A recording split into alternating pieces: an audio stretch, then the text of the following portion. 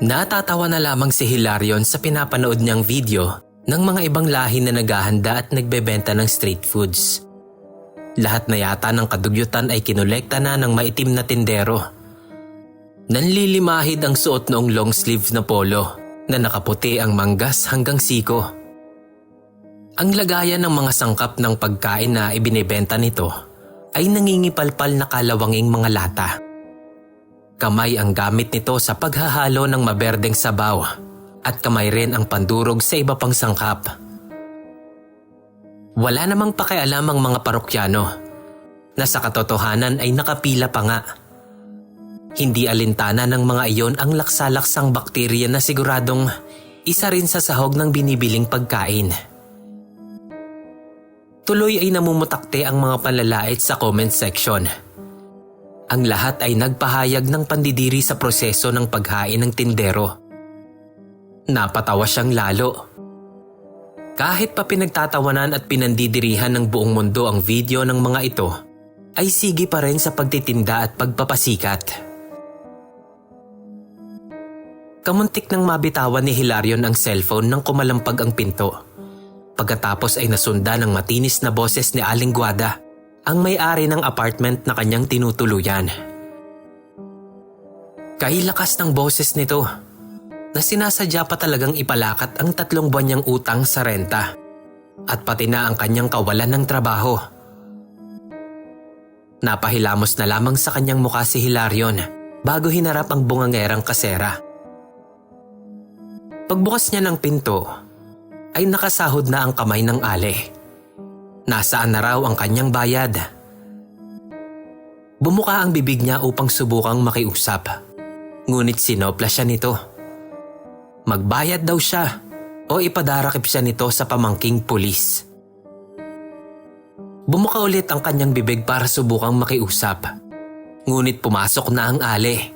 Kasunod ang 3 naglalakihan nitong anak na lalaki. Itinikom na lamang niya ang kanyang bibig. Isang bag na naglalaman ng ilang pirasong damit at isang pares na sapatos lamang ang bitbit ni Hilarion nang sapitin niya ang bayan ng Dominador. Doon siya napadpad. Makaraang palayasin ni Aling Guada pagkatapos nitong makuha ang mahalagang gamit niya. Hindi nito pinaligtas ang kanyang cellphone. Kulang pa raw iyon na bayad sa utang niya sa renta. Pagkatapos magpasalin-salin ng bus, ay sa bayan ng Dominador nga nakarating si Hilarion. Sa bayan na hindi niya alam kung saan sa mapa. Ngunit hindi na iyon mahalaga. Ang dapat niyang pagtuunan ng pansin ay ang makahanap ng matitirhan at trabaho sa lalong madaling panahon. Mag-a-apply siguro siya sa pizzeria na may hiring poster sa may sentro ng bayan. Pero bago iyon, saan siya titira? Sa awa na yata kay Hilarion ng isang Ginoo, ay pumayag na itong mangupahan siya sa isa sa mga silid na pinaparentahan nito. Kahit pa kalahati lamang ng paunang bayad at deposito ang kanyang naibigay. Wala talagang walang-wala siya. Sa labis niyang galak sa kabutihan nito, ay ganado tuloy siyang maghanap ng trabaho. Baon ang sinulatang tigdos na biodata, ay sumigi si Hilarion sa Sosimo's Pizza. Ngunit pagbukas pa lamang niya ng pintuan ng pizzeria, ay parang gusto niya nang umatras. Ano ba yun? May naamoy siyang bulok sa loob ng kainan. Ngunit siya lamang yata ang nakakaamoy dahil sige naman sa pagkain ang mga parokyanong naka-dine-in. Sa katunayan nga, ay napakaraming customer ang sarap na sarap sa pagkain ng pizza. Kinusot na lamang niya ang kanyang ilong. Baka imahinasyon lamang niya ang amoy bulok dahil sa kakapanood niya ng mga bulok na preparasyon ng street foods. Lumapit siya sa cashier. Binati siya nito sa pag-aakalang isa siyang customer. Kaya naman nagpasintabi siya bago sinabi ang kanyang pakay. Nakangiting aniya na bago lamang siya sa Dominador. At ang totoo ay sa Maynila siya naninirahan. Tumango-tango ang babae bago tinanggap ang kanyang biodata. Nagkukusot ng ilong na lumabas siya ng pizzeria. Nilingon niya ang karatula ng kainan at kunot noong tinignan ang kabuuan ng lugar. Talagang may masangsang na amoy na nagmumula roon. Bigla ay nagdalawang isip siya kung gusto nga ba niyang magtrabaho roon. May trabaho na si Hilarion. Hindi sa Sosimo's, kundi sa isang maliit na pwesto ng milk tea. Maigi na rin. At least matututukan niya ang kalinisan ng kanyang pwesto at masisiguro na walang masangsang na amoy roon. Tuloy ay nakakantsawan siya ng kasamang si Joseph. Baka naman daw mabura ang kanilang pwesto sa labis niyang pagpupunas. Natawa siya at ika ay ayaw niyang maging katulad noong burarang street vendor na hindi nga yata nagpapalit ng damit. Natawa rin si Joseph. Napapanood niya nga raw iyon. Ibang-iba raw ang kalinisan ng mga Pinoy. Bigla niyang naalala ang Sosimo's. Kaya naman nabanggit niya iyon dito. Tila naman hindi makapaniwala si Joseph. Sikat na sikat daw ang Sosimo's sa buong Dominador. Kaya imposibleng burara din ang mga nagtatrabaho doon. Iginiit ni Hilarion ang kanyang karanasan. Ngunit tinawanan lang siya nito. Baka raw sa ibang lugar nagmumula ang amoy. Hindi na lang siya nakipagtalo. Ganoon din kasi ang sagot sa kanya ng kasero nang banggitin niya ang ukol sa pizzeria. Ipinagsawalang kibunya na lang ang lahat. Baka masabihan pa siyang naninira dahil hindi natanggap sa Sosimo's. Ngunit sa ilang beses na napapadaan si Hilarion sa pizzeria, sa tuwing siya ay papasok o uuwi galing sa trabaho, ay naroon ang masangsang na amoy. Ano nga kaya iyon? At bakit siya lang ang nakakaamoy? Bakit ang mga bago niyang kakilala itinatanggi ang bulok na humahalo sa hangin? Imahinasyon lang ba niya yon? Bakit naman napakatagal umiral ng kanyang imahinasyon? Magdadalawang buwan na siya sa Dominador ay naroon pa? Di yata't umuukil-kil sa loob ng bungo ni Hilarion ang nabubulok na amoy at nais noon na tuklasin niya ang katotohanan. Sa paglipas pa ng mga araw, ay tila uod nang umangat-ngat sa kaisipan ni Hilarion ang nakasanayan na niyang amoy na nagmumula sa pizzeria. Minsan nga ay hindi niya na napapansin iyon. Maaamoy lamang niya kapag kanyang naalala. Naisip tuloy niya na baka imahinasyon niya lamang ang lahat at kailangang kalimutan niya na iyon. Ngunit isang pares ng magkasintahang umorder ng milk tea ang nagpabalik sa kanyang kuryosidad sa pizzeria. Mangyari, may dalang 2 kahon ng Sosimo's Special ang magkasintahan. Ang best seller ng pizzeria. Ngunit bakit amoy bulok? Nakusot ni Hilarion ang ilong habang iniaabot ang milk tea sa magkasintahan. Naupo sa kalapit na mesa ang mga ito at kumain. Lalong umalimbukay ang masangsang na amoy. At nang masilip niya ang pizza, ay lalong nabusangot ang kanyang muka. Nangingitim ang mga bilog na karning naroon na sa palagay niya ay pepperoni. Sarap na sarap sa pagkain ng magkasintahan, habang sige rin naman sa pagbugaw ng mga langaw na aali-aligid sa mga ito. Paano nakakain ng mga iyon ang bulok na pizza? Hindi na siya nakatiis, kaya naman nilapitan niya ang dalawa. Tinanong kung ayos lang ba ang pakiramdam at panlasa ng mga ito sa bulok na pizza. Nawalan ng kibo ang magkasintahan at nagkatinginan. Hindi na nakasagot ang mga ito dahil hinila na siya ni Joseph at humingi ng paumanhin sa mga customer. Sinabihan siya nito na huwag na lamang pansinin ang bulok na pizza. Sadyang best seller daw iyon noon pa man. Nagtanong siya, bakit? Basta raw, huwag na raw siyang makulit. Hindi pwede. Ngayon pang napukaw ng lalo ang kanyang kuryosidad. Gabi. Matyagang naghintay si Hilarion na magsara at magsiuwi ang mga empleyado ng Zosimo's Pizza. At nang sa wakas ay dumating ang tiyempong hinihintay, ay maingat siyang nagtungo sa likod ng pizzeria. Doon ay otomatikong sinalubong siya ng laksa-laksang langaw. May nakain pa nga yata siya sa mga insektong biglang nagsulputan na tila nabulabog niya. Uubo-ubo at panay ang duran ni Hilarion. Bukod kasi sa mga langaw na pumasok sa kanyang bibig, ay umalimbukay rin ang masangsang na amoy na naiugnay niya sa mga produkto ng Zosimo's. Nang maikalma ang sarili, ay nagtali siya ng panyo sa ilong at sinagasa ang isang batalyon ng umuugong na langaw na nagsisilbi yatang bantay ng pizzeria.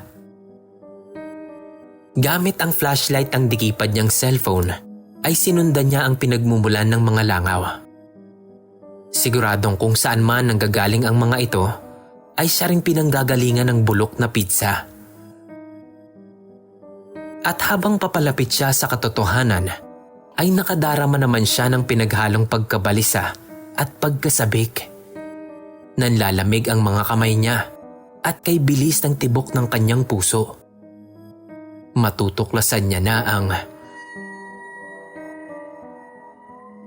nanlambot ang mga binti ni Hilarion. Kaya naman nang siya ay umatras upang makalayo, ay napaupo na lamang siya. Tuloy ay paatras-atras siya habang nakaupo. Hindi niya makuhang tumayo matapos masilip ang sikreto ng Zosimo's. Sa bintanang rehas lamang ang harang nagmumula ang mga langaw. At nang lapitan niya iyon, ay nakarinig siya ng mumunting ungol. Nang sumilip siya, ay sinalubong siya ng isang pares ng mga mata na kulay maruming puti, agnas na ilong at mga ngiping tuklap ang bibig. Ilang saglit pa bago na proseso ng kanyang utak ang nakita. Bangkay. Isang buhay na bangkay. Isang zombie. Iyon ba ang sikreto ng Zosimo's Pizza? Napamura siya at pilit na kinalma ang sarili. Sinabunutan niya ang buhok at ihinilamos ang mga kamay sa muka. Tumayo siya at dinampot ang nabitawang cellphone. Lalo siyang napamura. Kung sana ay hindi kinuha ni Aling Guada ang Android phone niya, ay mabibidyohan niya ang nakita at maia-upload. Muli siyang sumilip sa rehas at doon ay nakumpirma nga niya na zombie ang nasa loob noon. Pinailawan niya iyon ng kanyang cellphone at halos sumabog ang kanyang ulo nang makitang hindi pala iisa o dalawa lamang ang mga iyon. Marami. At nang mapailawan niya, ay nagsilapit sa kanya at nagsimulang magsiungol at kumalmot. Nais siyang maabot ng mga ito. Muli siyang umatras. Nananaginip ba siya? Ang pepperoni sa Zosimo's Especial. Karne ba yun ng zombie? Kaya ba amoy bulok? Kaya ba puro letrang Z? Napailing siya at muling napaatras. Ngunit may nabunggo siya. Nang siya ay lumingon, ay namukaan niya ang magkasintahang customer nila ng umagang iyon. Ihinampas ng lalaki sa kanyang muka ang isang matigas na bagay. Nang magmulat ng mga mata si Hilarion, ay ang kasero niya ang kanyang nabungaran. Masakit ang kanyang ulo, ngunit sa wakas ay alam niyang panaginip lang ang lahat. Wala naman palang zombie dahil hayon at kaharap niya ang... Nanlaki ang kanyang mga mata nang maamoy ang masangsang na amoy na iyon. Doon siya naalerto at nagtangkang bumangon. Ngunit nakagapos ang kanyang katawan. Napapaikutan siya ng tali mula dibdib hanggang sa baywang. Nagsisigaw siya at humingi ng paliwanag sa kanyang kasero. kaya ibinigay naman nito iyon sa kanya. Makulit daw kasi siya at pilit pang inaalam ang ukol sa bulok na amoy ng Zosimo's Pizza. Si Mr. Zosimo raw ang nakahanap ng paraan kung papaanong pupuksain ang mga amaranhig na bumabangon sa sementeryo ng Dominador. Kaya malaki ang utang na loob ng buong bayan dito. Bukod doon, ay talaga naman daw napakasarap ng karne ng zombie. Kahit pa nga napakabaho noon. Sikretong malupit daw iyon ng Dominador na balak niyang tuklasin.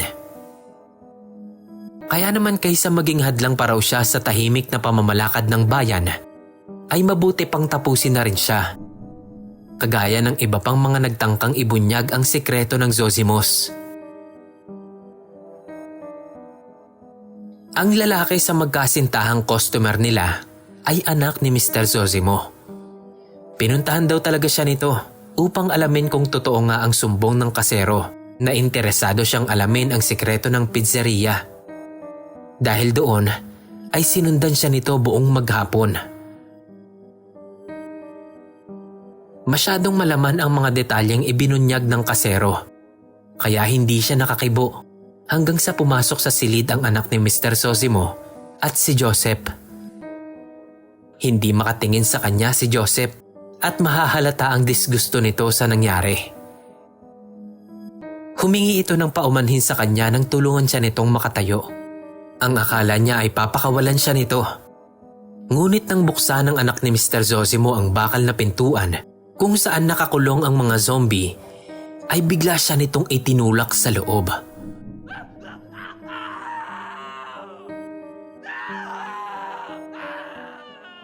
Walang paglagyan ang palahaw ni Hilarion nang sagpangin siya ng mga zombie. Hindi maproseso ng utak niya ang mga nangyayari. Parang hindi totoo. Parang bangungot. At lalong nawala ng kapasidad ang kanyang utak na mag-isip nang unti-unti nang kumalat sa kanyang dugo ang laway ng zombie na ngayon ay kauri na niya. Wala sa hinagap niya na balang araw ay magiging sangkap siya ng isang dugyuting pagkain na kagaya ng mga tinatawanan niya sa videong pinapanood.